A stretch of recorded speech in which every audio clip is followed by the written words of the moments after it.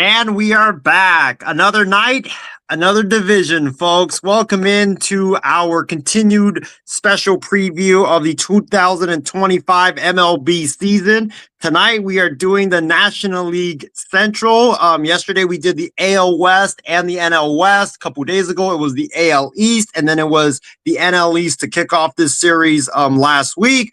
But I am joined by two gentlemen that were on last night with me and a couple that have been on this whole series with me.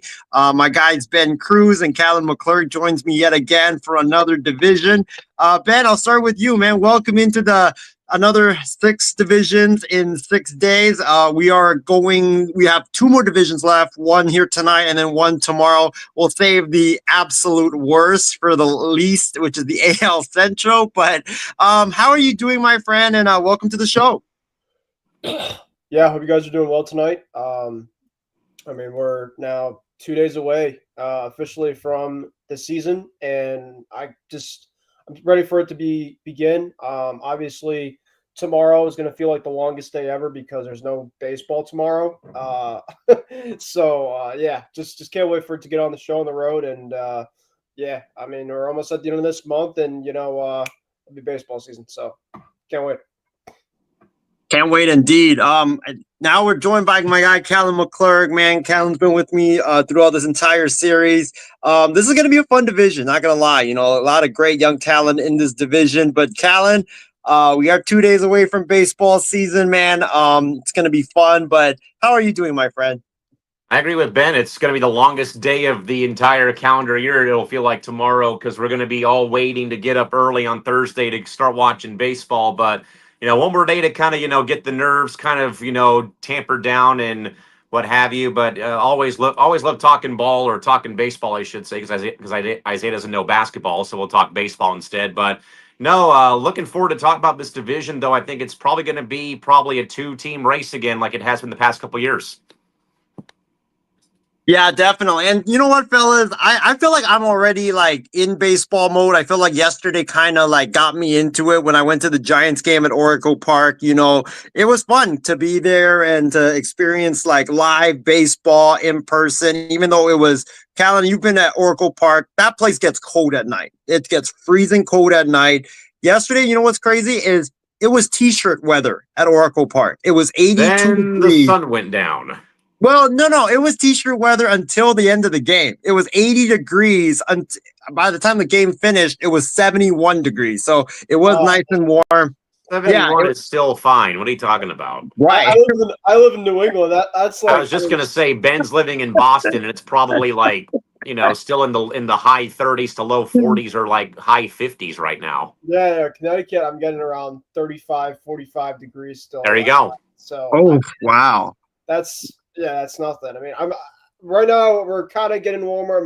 40, 50. That's kind of the overall. But yeah, when you said 70, Isaiah, I lived that 10 times out of 10. So no, for sure. I'm glad it was 70 instead of 50 degrees and freezing cold at Oracle Park. But 50 in New York on Thursday for the Yankees opening day. Jeez. Oh wow. Yeah. But yeah, guys, if you guys like what you've seen throughout this entire week, go ahead and like our video and share it everywhere and comment down below. We do want to get your guys' comments and feedback on this division and all the stuff that we're going to talk about tonight. But guys, let's get into it. This NL Central, it's not as great as the AL East or the NL East or the NL West or the AL West. But look, this is a division that is a lot of young up-and-coming talent, with all the teams that are in this division. Let's start with the Chicago Cubs. They returned Shota Imanaga. Craig Counsell's back for his second year managing the Chicago Cubs. The Cubs, look, they picked up Kyle Tucker this offseason in a big trade with the Houston Astros. They got Cody Poteet from the New York Yankees, a reliever, as well as Matthew Boyd from the Guardians and Carson Kelly. They traded away Isaac Paredes in the trade to get Kyle Tucker from the Astros. They traded away Cody Bellinger to the Yankees. Kyle Hendricks, longtime Cub, is no longer a Cub as he is now a Los Angeles Angel. And I believe they also lost Christian Bethancourt and Drew Smiley in free agency. And then you look at, the Cincinnati Reds. Ben, your former manager. Terry Francona, Tito, is back in the big leagues managing. He took a job after retiring for a year. He took a job with the Cincinnati Reds. That was their biggest move of the offseason to replace the fired David Bell. Brady Singer they acquired him in a trade with the Royals, the starting pitcher, and also they traded away Jonathan India. They did sign Jose Trevino, who they got in a trade from the Yankees to, I believe, a 3-year extension. So that was an interesting move for the Reds. The Brewers, the team that won the division last year, they got a lot of young talent coming back up. Pat Murphy, their manager. The Brewers picked up Nestor Cortez from the Yankees. They lost Frankie Montas to the Mets, as well as Hobie Milner to the Rangers. And Devin Williams was traded to the New York Yankees in a deal that sent Nestor Cortez to Milwaukee. And then you look at the bottom two teams. The Cardinals didn't really do anything this offseason. They were supposed to trade Nolan Arenado, but that didn't happen. They were supposed to trade Sonny Gray, but that didn't happen. The big move for the Cardinals, fellas, is Chaim Bloom is now going to be their new president of baseball operations, replacing John Mozeliak. I don't know if I'm pronouncing that correctly, but yeah, he is going to be retiring at the end of the season. Ollie Marmol, their manager, is on a 1-year deal. And then the Pittsburgh Pirates, speaking of teams that didn't really do anything, they didn't really do anything this offseason. Their big move was they got Spencer Horwitz from the Blue Jays, first baseman, as well as Emmanuel Valdez from the Boston Red Sox. And they re-signed Andrew McCutchen. There you go. They brought back Andrew McCutchen for one final season, one final hurrah. All right. Callan, I'll go to you first on this. You look at this division, you talked about it. It probably will be a 2-team race again. There's a lot of young talent in this division, a lot of young up-and-coming talent. Give us your preview of this division, and who do you think is going to win this NL Central? Feels like everybody lost in some way over the offseason. I know that Milwaukee had won the division last year. But even then, they lose Willy Adames. They send him to San Francisco, where he signs that 7-year, contract with the Giants. They trade Devin Williams to the Yankees to solidify their bullpen with the Yanks. And Pat Murphy does a great job last season and wins Manager of the Year. Then the Cubs make this, splashy trade for Kyle Tucker, getting him from the Astros. They lose Isaac, and then they ship out Isaac Paredes or what have you. But then they got Pete Crow Armstrong, who's also going to probably be, they're, starting in their lineup pretty soon coming up this year. Then the Reds, of course, new skipper with Tito Francona. Then, of course, you got St. Louis and Pittsburgh, who I think can probably be, shoot in as 4 and 5 in the division. I think this boils down, guys, still to Milwaukee and the Cubs. And I still think Milwaukee probably wins it, because I think that all of these teams are going to beat each other up when they play each other, and then that all the teams are just going to kind of, in a way, struggle to get to the finish line, where it might feel like last year's AL Central, where one team that wins the division is over 500 and everybody else is at or below it in this division. I think it'll be between Chicago and the Brewers.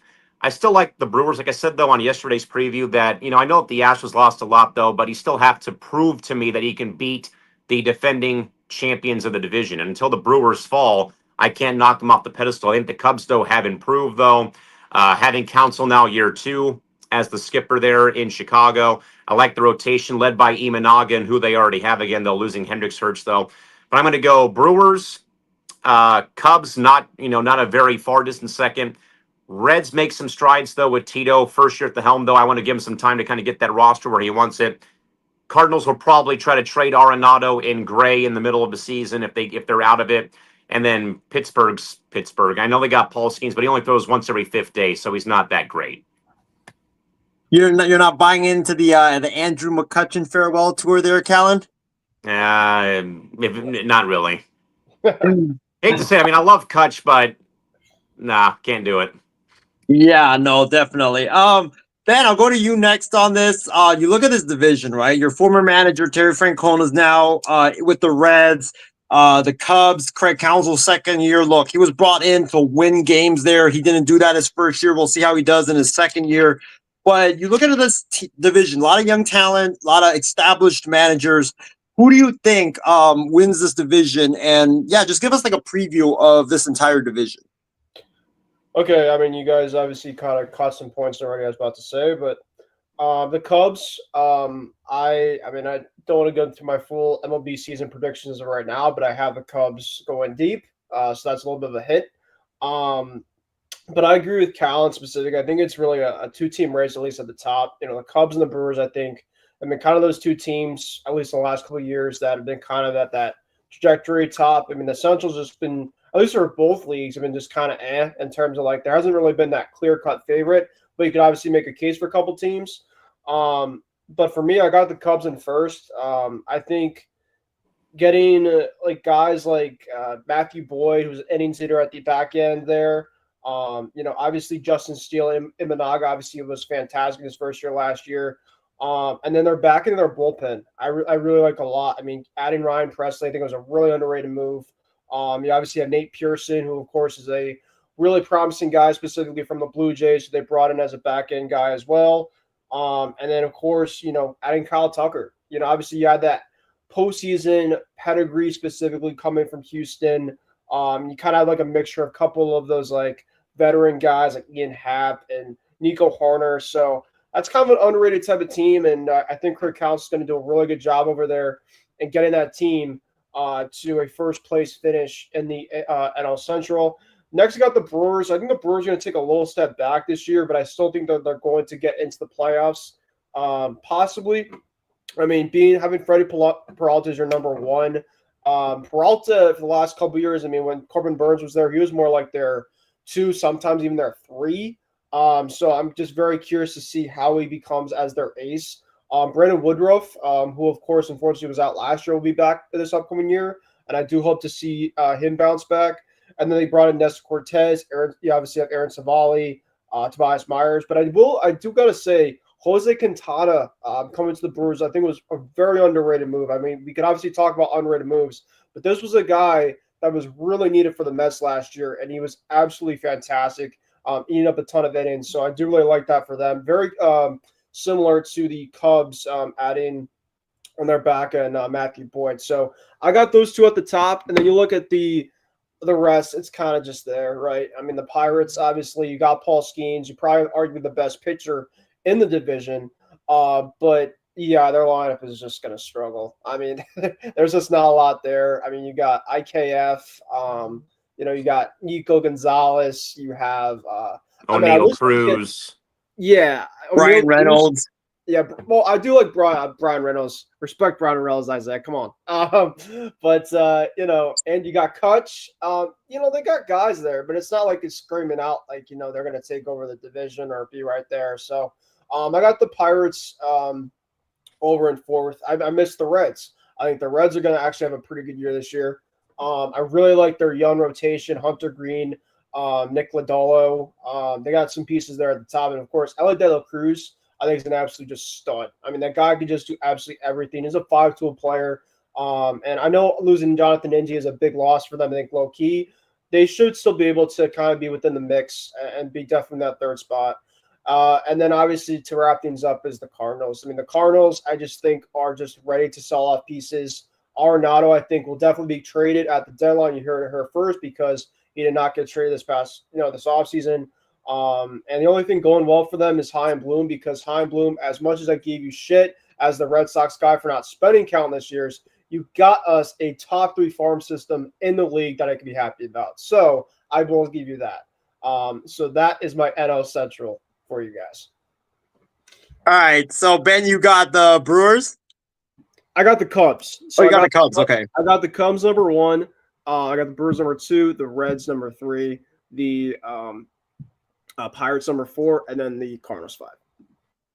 All right. Honestly, this division, this is why I say it's one of the more intriguing, because we're honestly all going to disagree with the prediction for this division. And you look, the Brewers had a great season last year. You know, they didn't have a lot of high expectations because everybody thought they were going to go down with Craig Counsell, you know, leaving for the Cubs.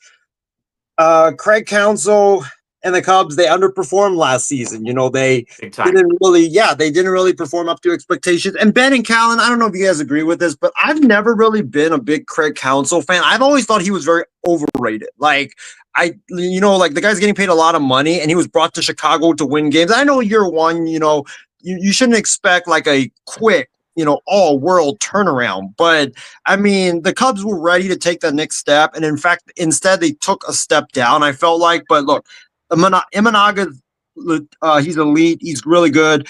Seiya Suzuki is going to be outstanding for them. Yep. They do have a lot of young talent, like you mentioned. I think bringing in Kyle Tucker was great to solidify that right field spot for the Chicago Cubs. The thing with the Cubs, though, that worries me is, they have their rotation. It worries me a lot. A lot of the pitchers that they have in that rotation, I'm not really a big fan of. I think like Imanaga's great. Steele, he was tremendous last year, but you look at that rest of the rotation. Jamison Tyone, who's always hurt, unfortunately. Matthew Boyd, he had Tommy John surgery in 2023, came back 2024, obviously wasn't the same. And then Javier Assad and Ben Brown, who are just not established guys. And then you look at their bullpen. Like, honestly, when I look at their bullpen, I'm like, who are these guys? Like, no offense. Like, Porter Hodge is going to be your closer. Tyson Miller, Nate Pearson. Those are your three top guys. Like, they don't have an established arm there in their bullpen. Their lineup is going to be able to put up a lot of runs, but I worry about the pitching staff for the Chicago Cubs. That's why I can't go with them. But for me, my first place team is, you guys might call me crazy, but I'm going with the Cincinnati Reds. They remind me of the Texas Rangers when Bruce Bochy first took over, where you saw they had a lot of young talent, some veterans, but it was like that team underperformed because they were held back by their manager. And I truly believe that's what the Reds were. They were really bad in one-run games. And when you're really bad in one-run games, that's an indictment on the manager and them not being able to put the right pieces in great spots when it comes to the bullpen. So I think Terry Francona is definitely a massive upgrade over David Bell. Like David Bell, thought he was very entertaining when it comes to the ejections and all that stuff, but that was pretty much what he was known for, just getting ejected and getting kicked out of games. But Terry's going to be very, very helpful for them.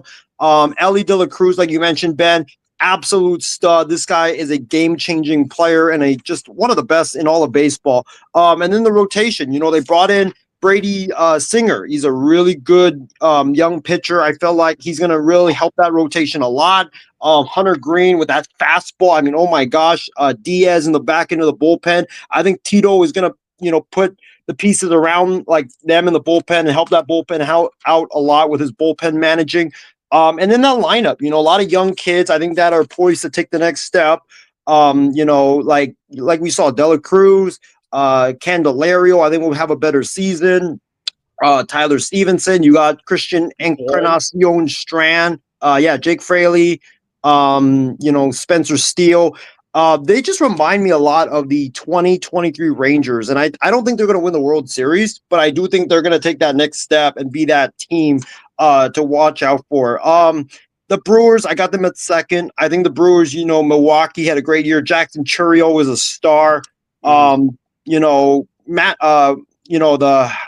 Murphy, their manager. He's an outstanding manager, really good leader in the clubhouse. And when it comes to managing the bullpen, the only problem with the Brewers is their pitching staff.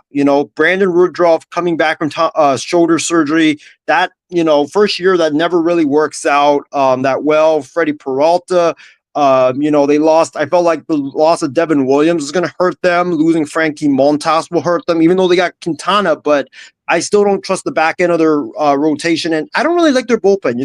McGill, Payamps, Jared Koenig, I think that's how you pronounce his name. I'm not really a big fan of them, but I got them at second. I think their lineup's going to be able to hit. I worry about the pitching. Cubs, I got at third. And then the bottom of the division, like you guys mentioned, it's going to be Pittsburgh and St. Louis battling it out. I don't know why Mozeliak, I don't know why he was allowed to stay for one more year. Like, I know he's done a lot for the Cardinals, but it's like, it just is clear that team is in transition. Like, if you're going to move on from someone and start the Heim Bloom era, why wait a year? Like, you're just throwing a year, into the garbage can. Like, why not just, wish Mozeliak a happy retirement? Marmo, get out. He's on a 1 year deal. Like, the guy is gonna be let go, because you guys all know at the end of the day, when a new president of baseball ops comes in, they want to bring in their own guys. So I just don't know why the Cardinals are waiting another year. It just doesn't make any sense. They're gonna trade away Arenado. They're gonna trade away Gray. Ryan Helsley, he's gonna be traded away probably too at the deadline. The Cardinals and the Pirates are going to be last. And honestly, I got the Pirates finishing above the Cardinals. I think their young talent is going to shine. I just think St. Louis is kind of, Callan, I don't want to bring in a hockey reference, but they're like where the Sharks were, when they had all these veterans and they were just delaying the rebuild. Like, you're just delaying the rebuild. Like, all these veterans, are sadly over the hill. And I think this is a team that I think they're probably going to lose. Like, you talk about last year, people were saying St. Louis, Busch Stadium, like one of the worst, one of the lowest attended stadiums in all of baseball, right? This year, it's going to be even worse, because I don't see the Cardinals winning more than 71 games, to be honest. Yeah, I mean, you just kind of look, right? And, I know we'll probably go to some potentially like bold predictions or whatever in terms of kind of around the division. But I mean, my bold prediction as of right now, and I don't even think it's really that bold, is Ollie Marmol is definitely going to get fired. I just don't see him lasting the whole entire season. The Cardinals, like you mentioned, Isaiah, they have to go through a whole entire rebuild. And, at least kind of with Chaim Bloom at the helm, he knows great about prospects. Try to get as much as you can back at the deadline for a couple of guys. You want to offload a really bad contract like Arenado, which I think if there's one team that might look at him is the Houston Astros. I think that's potentially be a team to watch out for to make a push for him, because what you can do is you could put Paredes to second, you could put Arenado to third, and Arenado is still a very good glove. His swing's made for the cropper boxes. And, I know he put a ton of teams on his list specific for the no trade. And I know originally the Astros, the Red Sox, there are a couple teams out there that he didn't want to go to, and then he started kind of revisit them after not having a lot of suitors. That's specifically one bold prediction that I have, is I have Nolan Arenado at the deadline going to the Houston Astros and trying to help them, win that division. That's partly the reason why I picked them yesterday in my prediction to win, is getting Arenado, and I think he still has a lot left in the tank. So, and then in terms of like players and stuff, Isaiah, kind of while I'm at it, to watch out for. So for me, I'm gonna go Jared Jones from the Pittsburgh Pirates. Their number 2 pitcher. I know a lot of people obviously talk about Paul Skeens, but Jared Jones, when you look at his stuff is absolutely disgusting. The problem with the Pirates, it's not their pitching staff, at least their starting staff. It's just their offense. Their offense is absolutely horrific. There's just really nothing there. And when you're going against pretty good pitching staffs, the other part of the division, you're in trouble, right? So I got Jared Jones, and then probably my other guy is probably Christian Yelich from the Brewers. I know this is a guy specifically that you're like, what? But Yelich specifically, I think at times kind of gets a little bit overslept at this point in time in his career because of his injury past. But when Christian Yelich is 100% healthy, he's a game changer. And that's just kind of one thing with the Brewers is they were able to make the playoffs last year, and Christian Yelich really wasn't able to be on the field a lot of the time. But when he's out there, I mean, the guy could still match baseballs. I still believe in him a lot. So, I'd say Jared Jones and Christian Yelich are my 2 really big time names to watch out for this upcoming season. All right, Callan, I'll go to you next on this. Who are your sleeper, if you have to put a sleeper team for this division, and some sleeper players, who would it be? I first want to agree with Ben about what he said about Ollie Marmol probably being shown the door. That's probably a midseason firing that happens if the record is where it is.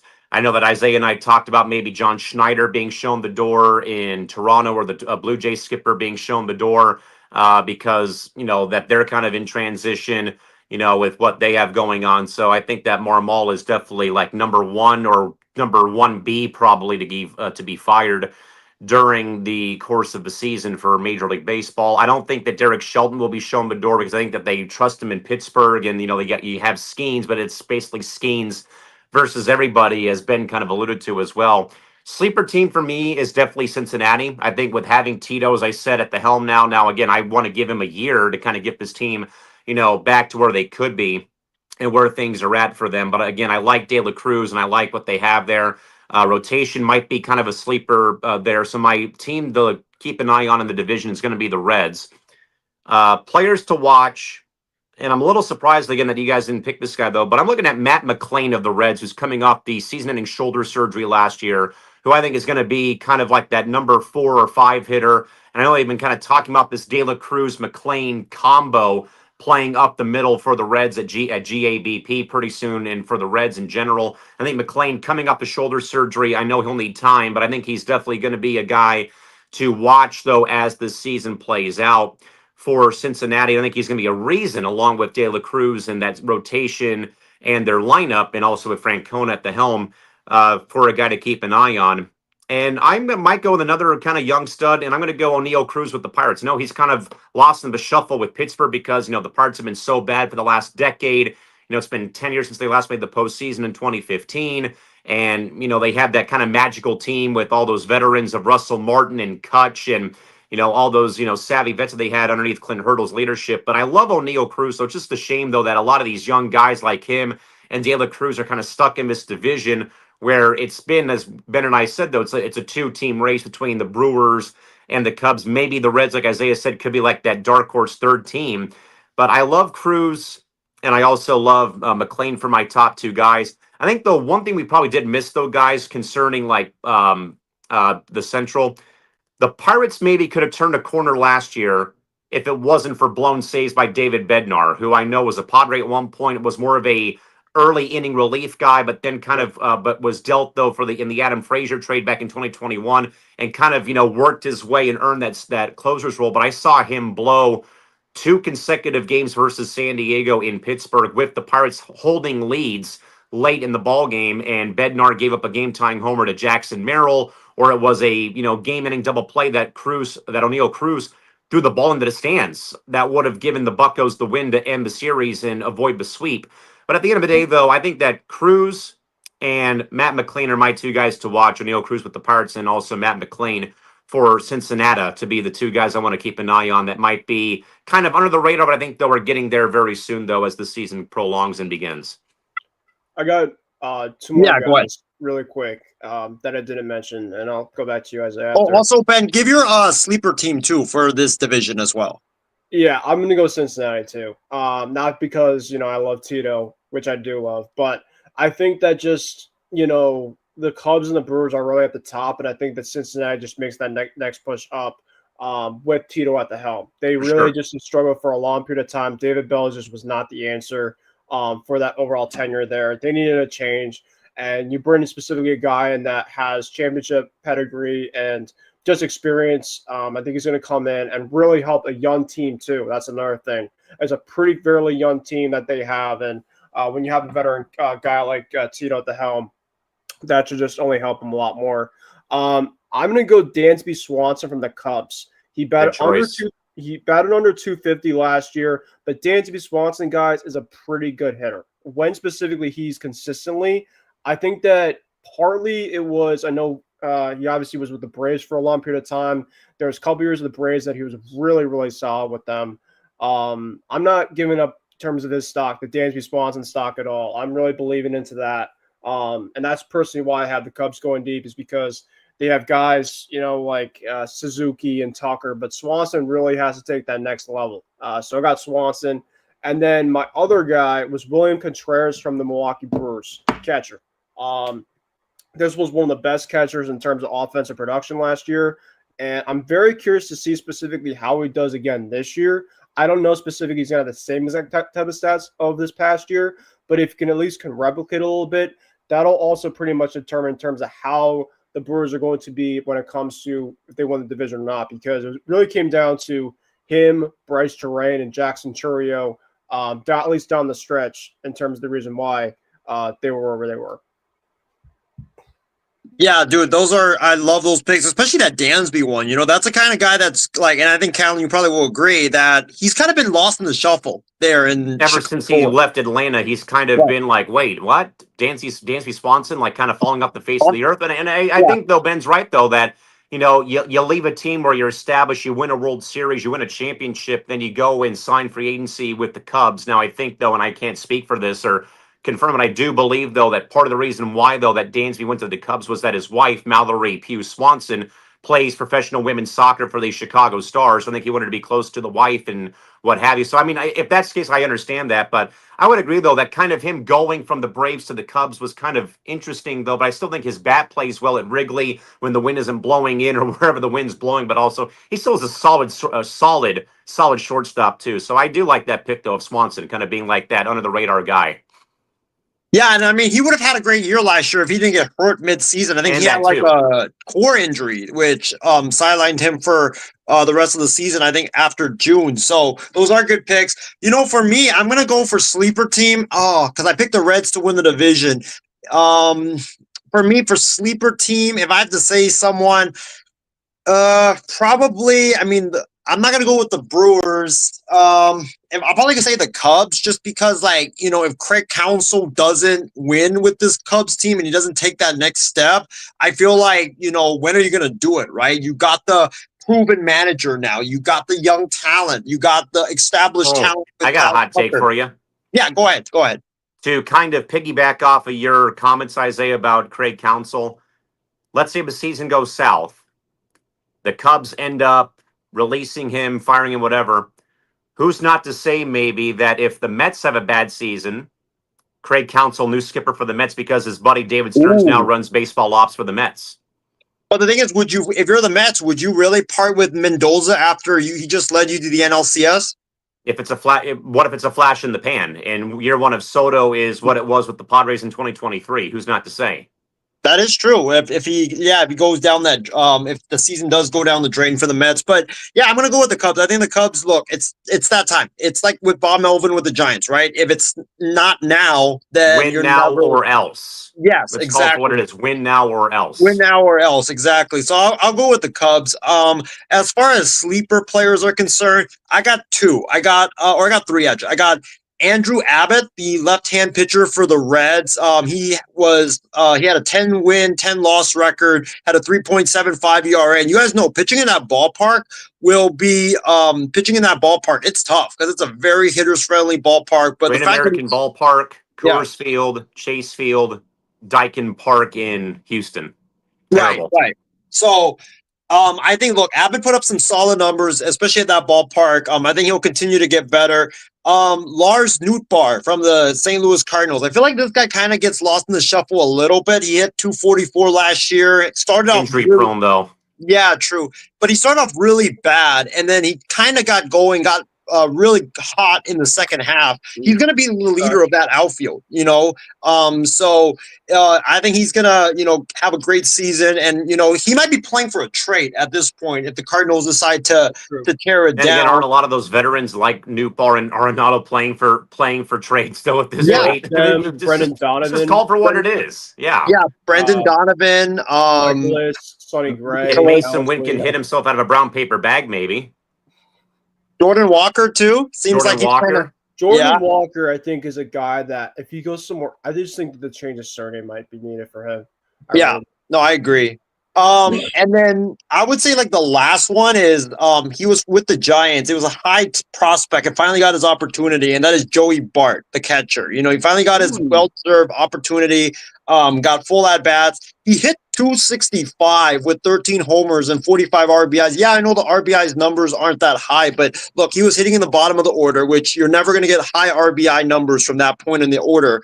And the knock on him was that he could not hit for average, right? And he hit 265, which is still very solid. So I think Joey Bart, second full season, getting full opportunities. I think that he'll take advantage of it. before we get into, I have one final question for this division before we'll go into some other baseball stories. But before we do that, Casey King, our good friend, says, "Good evening, guys." Casey, appreciate you for watching. Casey says his picks are the Cubs win the NL Central in a close race. The Brewers will be second. The Reds third. The Pirates the Pirates could tie the Reds for third.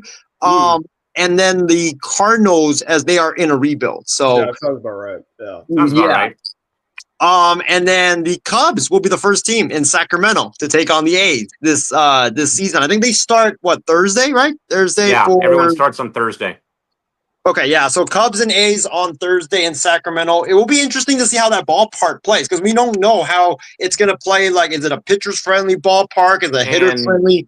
Same with the Rockies playing the Rays at Steinbrenner Field in Tampa on Thursday as well.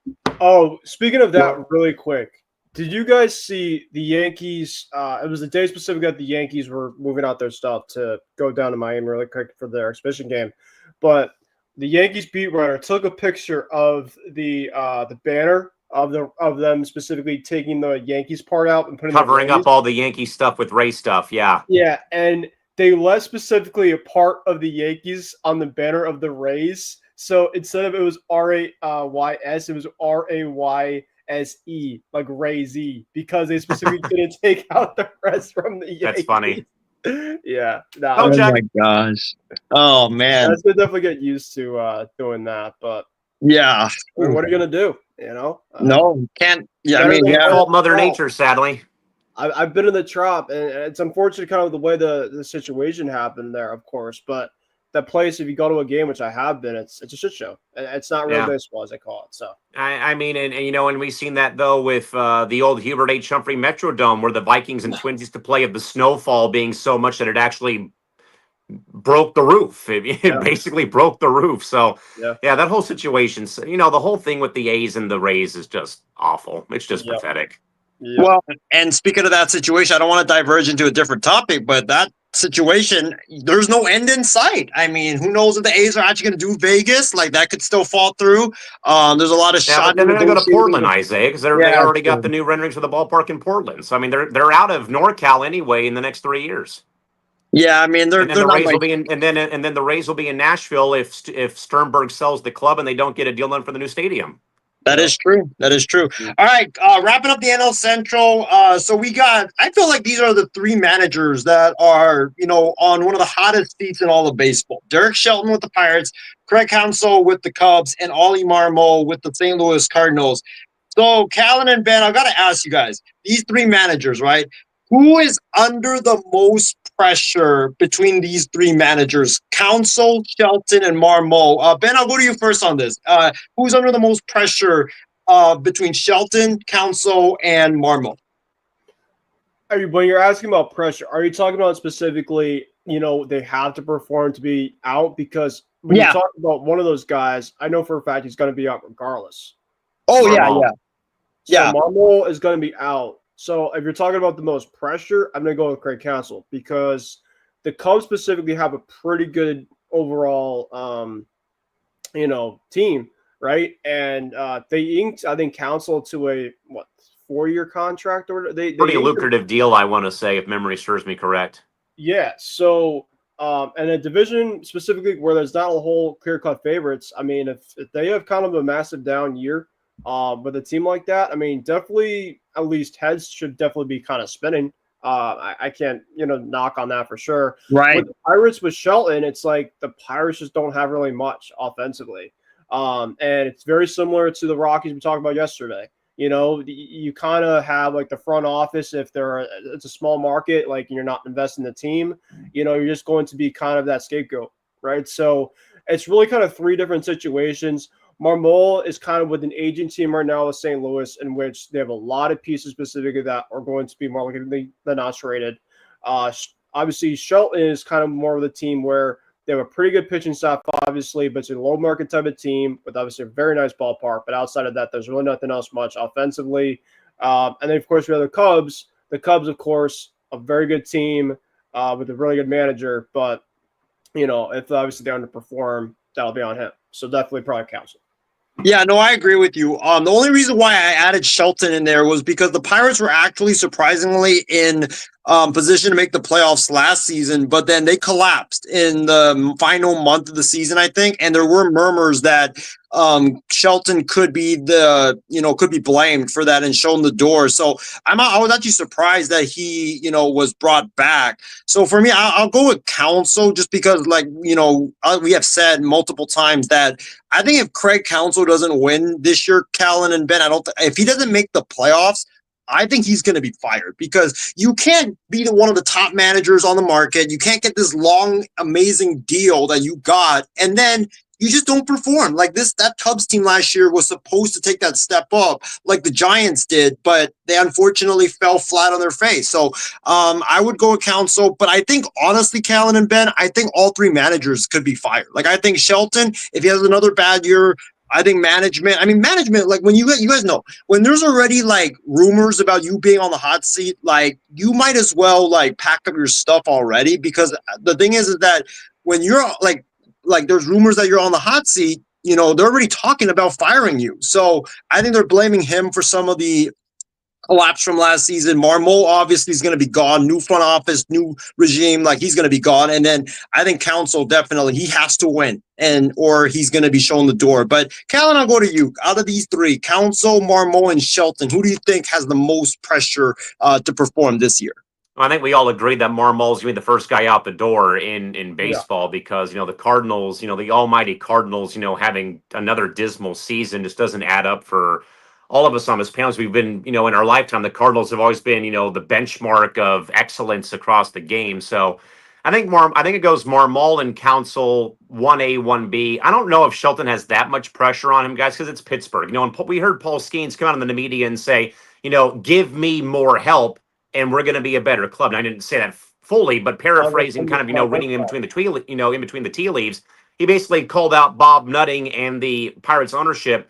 We need guys. We can't roll out a triple leg lineup every game day to, basically try to win ball games. So I think though that Marmol and Council have the most pressure. Though again, like I said, Marmol's gonna be first guy out though if the season goes sideways. And that's why I kind of brought that that weird take though. Let's say Council is fired though, and then the Mets look at Mendoza as a flash in the pan from a one-off this past year, and then Soto wrecks the Mets, a la how he wrecked the Padres in 23. They can Mendoza, and then Council takes the job in New York. That's what I think. All right, so those are our predictions for the NL Central. But before we wrap up the show, there are a couple baseball stories that we do want to get into because, like we said, baseball season is right around the corner. 2 days, we're marching closer to the season. Well, Callan and Ben, we talked about him yesterday and how the contract was an albatross. Unfortunately, this news broke today. Jordan Montgomery, unfortunately, will have to undergo Tommy John surgery. I think, unfortunately, correct me if I'm wrong, Callan, he's got 4 years left on that deal because he opted in, and it was, I believe, originally a 6-year deal with an opt-out after either year 1 or 2. So he opted in, and now this happens. Callan, this sucks. The D-backs, let's face it, they don't want him. Like their owner came out and shit on him. They don't want him at all. They want to get rid of him, but they can't because this is unfortunately like an Anthony Rendon, Steven Strasburg situation where the contract is too much. It's such an albatross that nobody's going to be wanting to trade for him. So it sucks for Jordan Montgomery. He was a very reliable starter. He's a guy that's innings eater, and it sucks obviously that he has to this has to happen to him. Hope he gets better. But yeah, Callan, I'll start with you first on this. What's your thoughts on Montgomery undergoing Tommy John? Well, the news sucks because of just the rise of Tommy John surgery in the last several years. I remember that James Gonzalez and I told James a stat on Coast to Coast tonight a couple of weeks ago, but said that about 36% of current pitchers have had a surgery at least once in their career. And just 2 years ago, in 23, the number of surgeries surpassed the grand total of the entire era of the 1990s. So that just tells you about where we're at right now with Tommy John surgery. For the player perspective, I hate it for Jordan Montgomery, and I hope he gets better. But like you said, though, Isaiah, and I'm shocked you didn't go this route, though, because you brought up about Anthony Rendon having a dismal contract with injuries. no mention of Madison Bumgarner going to the Diamondbacks after his time in San Francisco, where he also had injury problems and he was also getting shelled with 9 and 10 and 11.50 ERAs. Mhm. That's more of a fair comparison. But I Yeah. agree that the whole saga is just weird. You reward a guy for a flash in the pan one-off in the 23 season with Isaiah's bandwagon team in Texas for the World Series. You reward him with that long-term extension or a long-term deal in general. Yet this happens. Then, of course, we had, like Isaiah said, that we had the ongoing like controversy, the ongoing bickering between Diamondbacks owner Ken Kendrick and Jordan Montgomery, and of course his agent, I believe, being Scott Boras, about we don't want him. Why did we sign him? Well, Ken, you gave him the contract and he signed it. Like, what is he supposed to do? So I think it's a lose-lose for everybody. Obviously, it's a lose for Montgomery because of the surgery. It's also, I think, a loss and kind of a slap in the face to Diamondback fans who saw their team put faith and trust in Montgomery, and then he kind of became disgruntled, a la Anthony Rendon, with the Angels. And obviously this was more about the surgery being needed, though, where it came at this stage of the season, not like Rendon getting the hip impingement surgery the first day of spring training. So, Ben, I don't know about this, my man, but it's definitely something that it sucks for Montgomery for one thing, my man, but it's also, I think, though, kind of like it has a bit of a ripple effect across the organization because you signed him, you didn't want him. Now it's like buyer's remorse, I'd say. Ben, your thoughts? Yeah, it's tough, right? I mean, this is obviously a guy. I mean, I wanted the Red Sox to actually get him last year because we were just dire of pitching. But I really like the Madison Bumgarner comparison. I mean, not because, of course, the injury that happened, but just like the fact is they're both southpawers. Mega contract after a good run, or in this case, a one-off year with Montgomery, with the Rangers in 23. Yet now this happens, but also again all the other baggage that came though in 24 with Ken Kendrick, the owner, kind of popping off about Montgomery and him signing and then him kind of being disgruntled in a way. Yeah, it's tough, right? He's obviously. I mean, I picked the D-backs as my number 2 in the division, and You and I me know, both. yeah, and I know that obviously they have the 2 aces at the top. So, like, if he was going to be pitching, right, he wasn't great last year. I know that he missed a good amount of chunk, with obviously being a Boris client. So he came in obviously late and he didn't pitch to what he was expected to. But I was kind of expecting a little bit of a bounce back this upcoming season. And it just kind of sucks with the way that, this happened, right? Obviously Garrett Cole, of course, is going down under the knife already, and now you have this. So it just, like you mentioned, that stat that you were mentioning that you and James talked about, it sucks. It's eye popping too because a lot of pitchers now have a ton of injuries, pitching at least specifically by either the UCL, a lot of it's just by the shoulder, and it's crazy. It's really really unfortunate, and so hopefully he comes back and has a healthy next year. Fingers crossed. Yeah, definitely. I agree with you guys. It sucks. Hopefully he comes back. But like, we've seen with a lot of these players, Tommy John or shoulder surgery, it definitely screws up a lot of guys. You look at Liam Hendricks from your Red Sox, unfortunately, Ben, very wild. Hopefully he does get back to form. Lou Trevino, who I saw yesterday with the Giants, he was out of baseball for 3 years because the guy apparently said he could not he just could not locate the pitch and throw hard like he was used to. So glad that he made the team. Actually, shout out to him. He made the team today with the Giants. So glad to see that. But yeah, I hope Montgomery has a full recovery and he gets back to baseball because, I mean, that contract is definitely, an albatross, and hope, he can reward the Diamondbacks a little bit, when he does in fact come back. But the last story I do want to get into before we do end the show. Don't worry, Callan, it's not Mickey Moniak, even though I'm kind of bummed about that. Coming from a mile away, my friend. I saw that. It's crazy how the talks we had about Mickey Moniak and the overall long tenure that he was riding, and Isaiah is just going crazy about the Mickey Moniak train. And Ben, do you know the lyrics to the MI6 national anthem, which is called Isaiah No, Loses you're not Again? gonna bring that up. I sure do have a pretty good glimpse about that. Yes. Isaiah loses again. Isaiah loses again. 30 games of losing, continues on and on. He's worse than Mr. Cruz. He's worse than Mr. McClurg. He'll keep on losing. Isaiah loses again. Speaking of losing, this guy, I picked him to win MVP last year. He got hurt. He had a bad year, and now he's not even going to start the year in the major leagues. Callan, I know me and you and I have had conversations on and off the air about the Rangers, but I don't think this was a big surprise because, like we said, when things are chirping in the media, and like it was rumored that Carter was going to start the year in the majors. He was hitting 174 in the spring.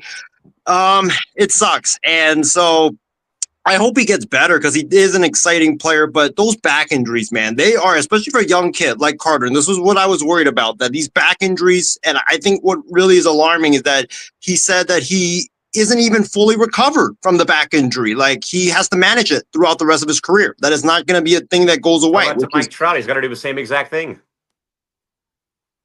Exactly. Like, so I feel bad for Carter. I hope he gets his swing together and hope he gets it together. But yeah, Callan, I'll go to you first on this. What's your thoughts on did the Rangers make the right move by sending Carter to the major leagues to start the season?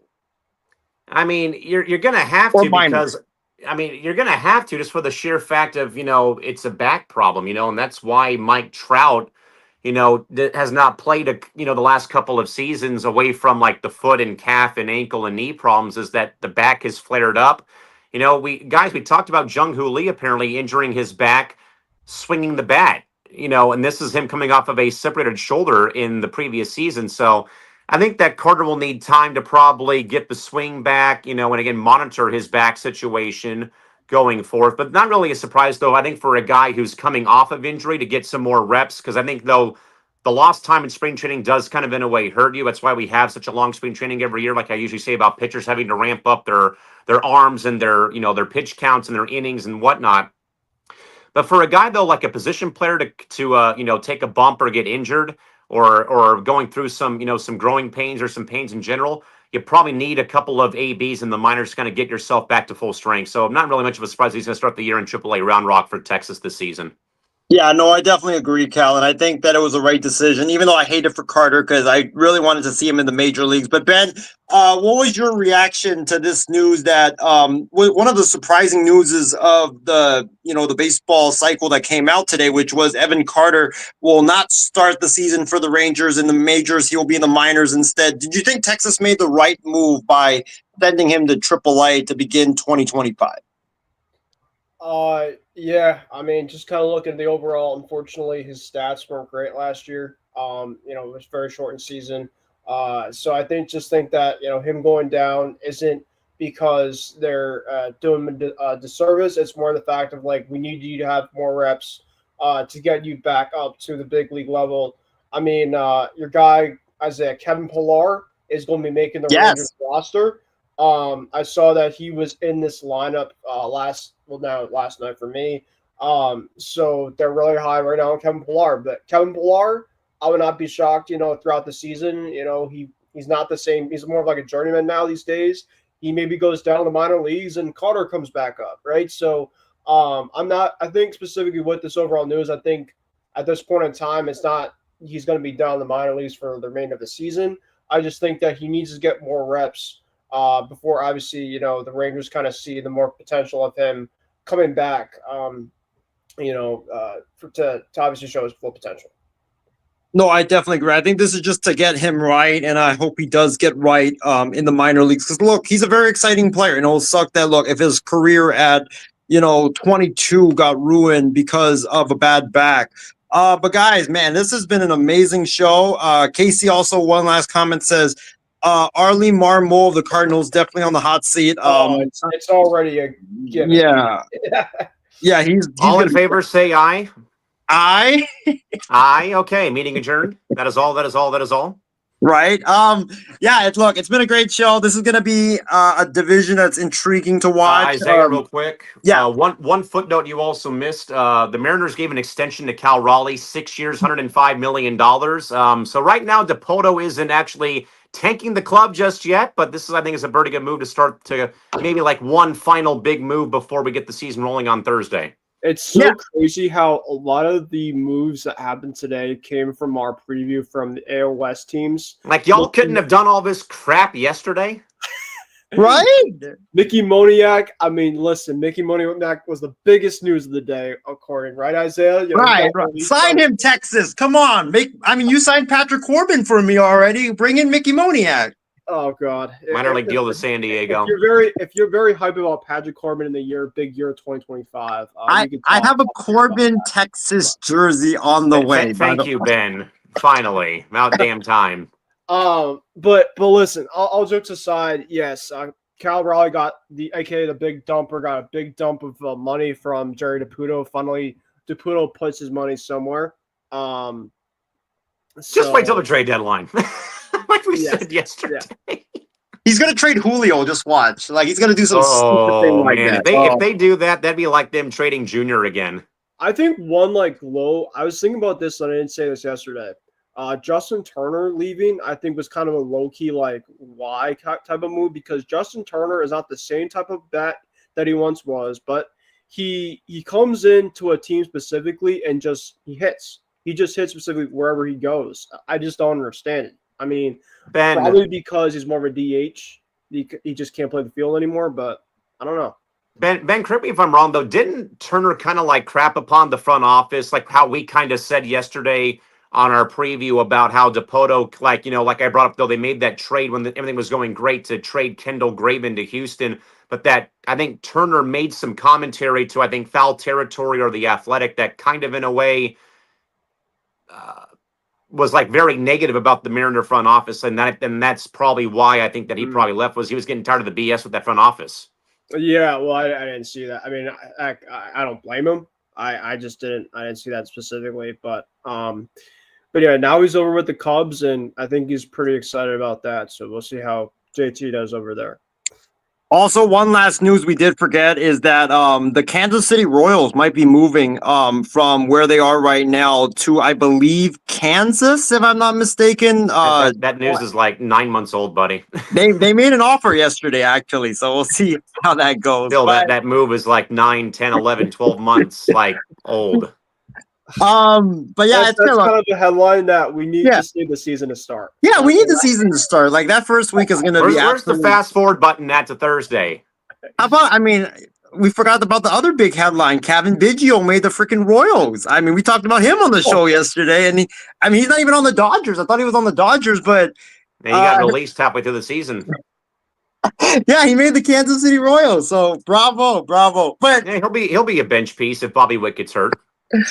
Well, and you're right, Calvin. There's so many. I feel like that the GMs and managers listened to our show yesterday because literally every player we talked about, they were in the headlines. Mickey Moniak, Lou Trevino, they were in the headlines yesterday. I mean, my boy Jack Leiter made the Rangers rotation, and you and I were talking about, I think 2 weeks ago, about how it would be a very bad idea if Texas started with Kumar Rocker and Jack Leiter both in the rotation. Well, guess what? Both are going to start in the rotation, which, look, I don't like the move for Texas because I think that, like you guys mentioned, these young players like Jackson Holiday, they're going to get, if they just one struggle, these guys are going to get absolutely hammered for it. And you guys know it gets into their head.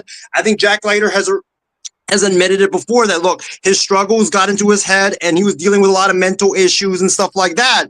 That's why I wanted Texas to get a veteran, because you're going to put all this pressure on these young kids to perform.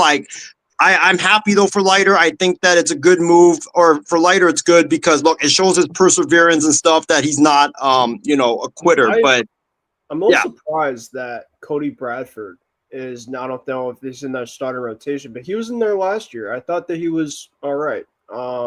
He's actually dealing with elbow issues, Ben. Yeah, I think him and John Gray. Well, John Gray got the injury with the fractured wrist, and then Bradford with the elbow. Who sadly I mean, he had a back issue last year, a shoulder, and now an elbow. So yeah, I mean, but Callan, I'll go to you to end the show. I mean, lighter rocker to the Rangers rotation. You like that? You hate it? Buckle up, folks. It might get ugly. I mean, outside of 1 and 2, and then he got rocker and lighter 3, 4, or 4 and 5.